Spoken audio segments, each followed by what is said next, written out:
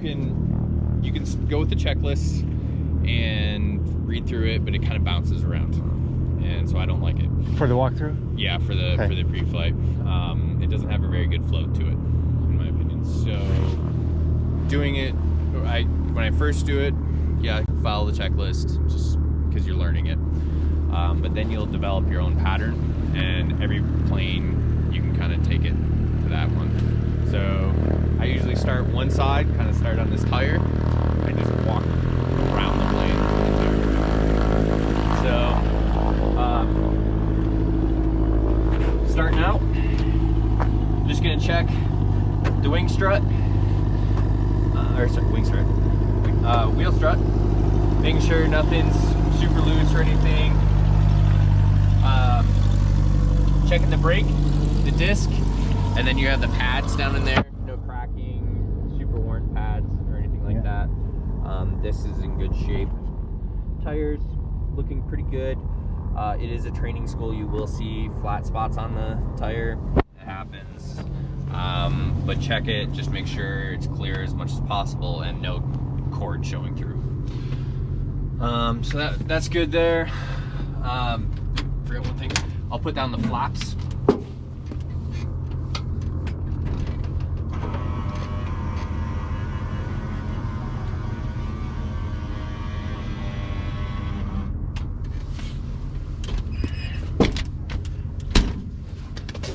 And now I'm just gonna check kind of everything on the flaps. They have a kind of a channel they ride in, just making sure that's clear.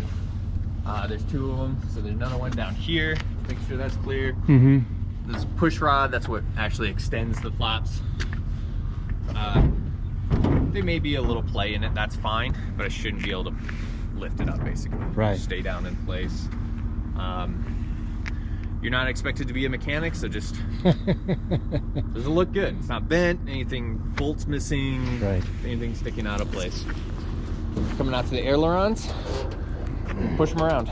Make sure they move. They should be nice and smooth. When I push this one up, far side should go down, and vice versa. Just make sure those are operating properly. Look at the hinges. If you can't see over the top, you can look down underneath. And again, it has a push rod. You could get a little twist side to side, but you should not be able to go forward and back on it. Everything's good there. Coming out to the wingtip. This is plastic, so you will see little cracks through it from time to time. Just as long as nothing's super big, anything like that. When we get cracks in it, I don't see any on this one, they'll drill it, and it stops the crack from continuing. Checking the leading edge, no big dents, anything like that. This hole is the stall warning hole. Just visually checking to make sure it's clear, nothing in there. Same thing, the tube on the back. This is our fuel vent, and it's the vent for both our tanks. So take fuel out, we got to put air back in so it doesn't create a vacuum. So just making sure that's clear. Bugs like to get in all these little holes. Not so much out here, but fetal tube. So this is where your airspeed's measured by. So the front side should be open, and then it has a drain kind of back here on the back side. That should be open. So if any moisture does get in there, it drains out the bottom. And no frost. No frost. Yeah. Up here we have cabin air vents for the vents right up here. Just making sure those are clear and open. We do have measuring sticks for each plane, not each individual plane, but each model, so end models and stuff like that. And we can check how much fuel is in each tank. So we'll use the steps. We got a handle. Just open it up, put it in there. I'll let me do it here. So.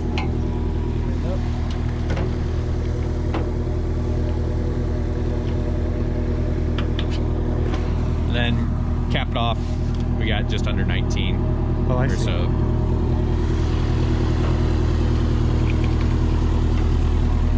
It's usable there, so if you want to jump up or... Yeah.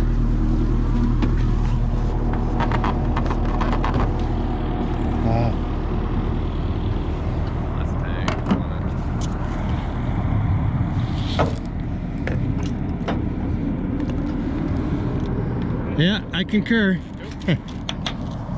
So.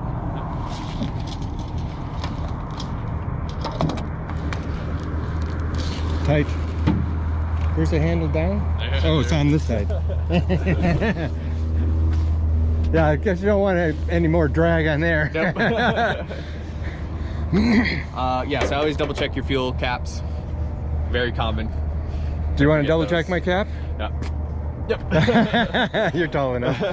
And then, because these are training planes, they get flown a lot. But if it wasn't, there's a tendency for water to build up in there. On this model, we only have one spot on the low part of the wing to drain it. Oh, I should have left the cap off. And avgas is blue, so I always put it up against white. Yeah. See that it is what you called for. Gen A is white. So we get trucks that fill this up. They could have brought the wrong truck, something like that.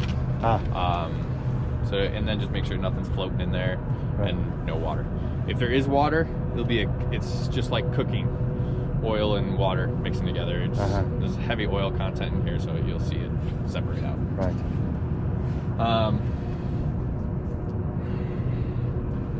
Then coming back onto the fuselage, here's our static port.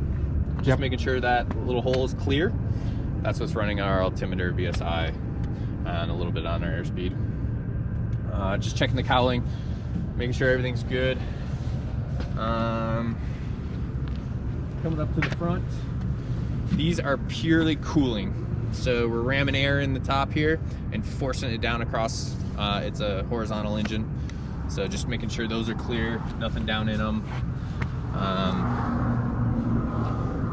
Nothing's looking weird. On the left side, we do have an alternator belt. Oh. So just making sure that is there, and it's also tight. So I should not be able to turn it more than 90 degrees. So I can only get about 45 there, so that's nice and tight. Okay. Gotcha. And then on the Cessnas, this is basically our air filter, and this is air intake into the engine. So cars and stuff like that, usually the carburetor's on top. Airplanes, it's on the bottom. So we're putting air in here, just making sure that's nice and clear. Right. And then checking this. Make sure that's there, nice and stable. Usually don't grab it with your hand. I know we're the first flight of the day, so I know it's cold, but usually people just kick it with their foot. Checking the strut, which is low. Usually you want a little more on that. Low on hydraulic fluid? Yeah, it's got a little, should be about 3 to 4 inches. Okay. Or sorry, fingers. Whereas, yeah, I'm about half that. Just looking at it, we'll be okay for today. Because you're landing. Yeah, keep it soft. Remind me of that when we land. Strut, front strut. Here's access to our oil, and then our, what we call a fuel strainer. So for oil, we're looking for at least 5. So there's 8 up there. We're probably closer to 7. Gotcha. And it's good. So we're good there. And then the little white tab there, I'm just gonna pull up and you'll see basically like pee out the bottom. And I'm just running it just a quick little bit. Again, it's a low point in the fuel. If there's any water that got in there, that just cleans out the water. So very nice. We're good there. Normally this cap isn't here. This is just a different cowling, but sometimes there'll be the filler for the oil is actually here. Okay. But normally you just fill right through where the dipstick is. Then checking, basically repeating over here. Okay. This wing is going to be the exact same. So. You want me to do that? Yeah, go for it. So.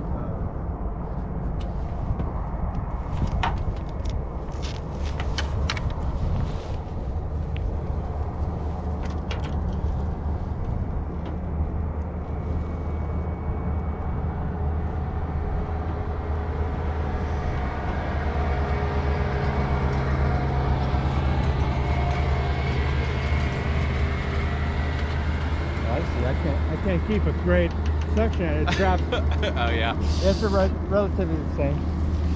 19, a little less. So we get all our fuel from Signature, which is an FBO on field. At night they bring trucks, and all our 172s they fill up to the top. So I knew it would probably be full, but this has a capacity of 24 gallons. No. Per tank is 21.5. Okay. We have 20 gallons usable that it can actually suck out of there. Just how it's positioned. Right. As demonstrated by the fuel stick. Yep. Oh. I'll give you that. You can test it. It's in the back, in the root of the wing, kind of in the back. Yeah. Some of the newer models will have just push up against it. Yep. There you go. Yeah, you don't have to do a full vial or whatever. Just right. Enough that it looks good. Looks good to me. Cool. And do you dump this back in? Or? That's your call. If there's nothing floating around it, you can dump it back in. Okay. We're just going through again. Just no dents. Everything's looking smooth.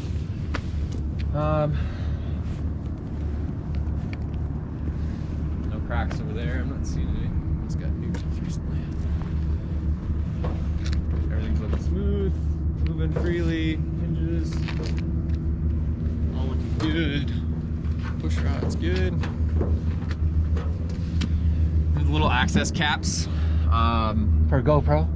yeah. It's actually for the cables, yeah, for the ailerons, so when they do annuals and stuff, that's where they go through. So just giving a quick look at those. Right. Flaps again, tracks all looking good, staying into place. And then my tire, that's a brand new tire. Nice. Pads look good. Pads. Disc looks good. Disc looks good. No hydraulic fluid or anything like that. And then coming back to the fuselage. Here I'm doing a quick look. The antennas up here, these are one for each radio, and then the little nubs up there are GPS.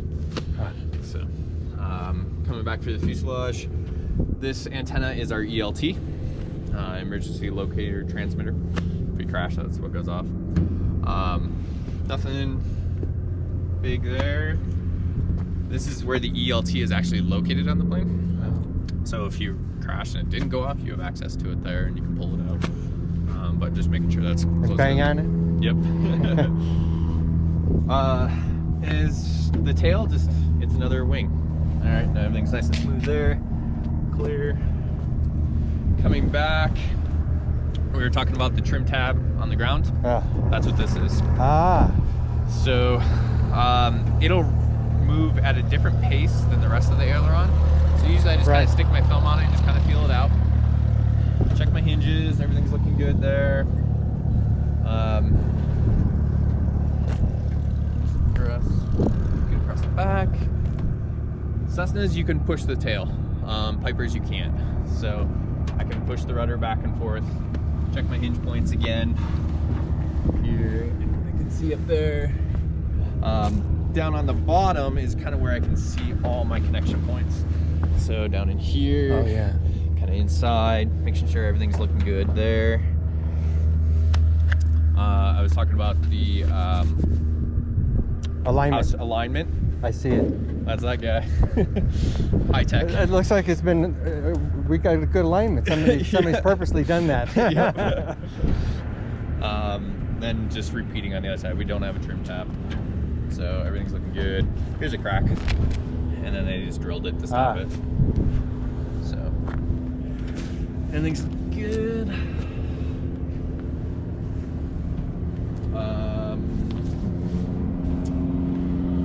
Check your baggage door, make sure that's closed.